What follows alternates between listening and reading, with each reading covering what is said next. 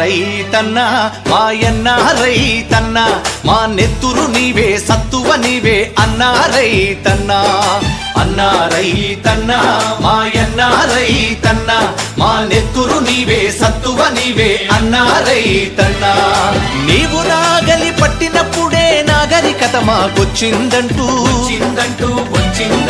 వేగు చుక్కవై మొలచితివయ్యా భూమిని సాగు చేసితివయ్యా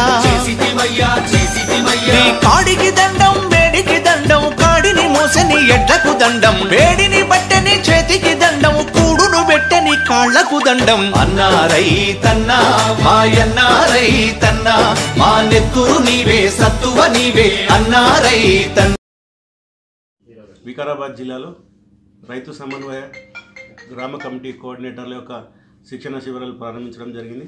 మరి నేడు వికారాబాద్ మరియు కోడంగల్ డివిజన్లో శిక్షణ శిబిరాలు ప్రారంభించడం జరిగింది. రేపు మరి పరిగి మరియు తాండూరు డివిజన్లు రేపు ఉన్నది. మరి ఈ కార్యక్రమానికి గ్రామ స్థాయి కోఆర్డినేటర్లు అందరూ కూడా పిలవడం జరిగింది. మరి వివిధ సైంటిస్టులు కూడా వచ్చినారు.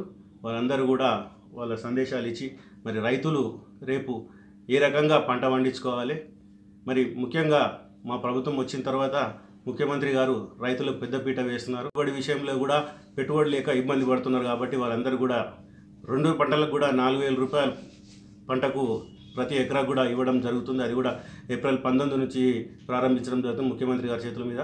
మరి 20 తారీఖు నుంచి కూడా మేమందరం కూడా మే 31 వరకు దాదాపు నెల 10 రోజులు గ్రామం తిరిగి అందరు రైతులకు కూడా ఈ ఒక చెక్కులు పంపిణీ చేస్తాం.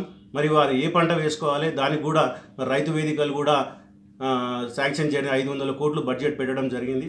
మరి అందులో కూడా ప్రతి 4-5 ఊర్లకు ఒక క్లస్టర్ కూడా నిర్ణయించినాం. వాళ్ళందరూ కూడా ఒక్కొక్క క్లస్టర్కి ఒక ఏఈఓను కూడా ఆల్మోస్ట్ ఇప్పుడు ఒక వారం 10 రోజుల్లో వచ్చి వాళ్ళు జాయిన్ అవుతున్నారు.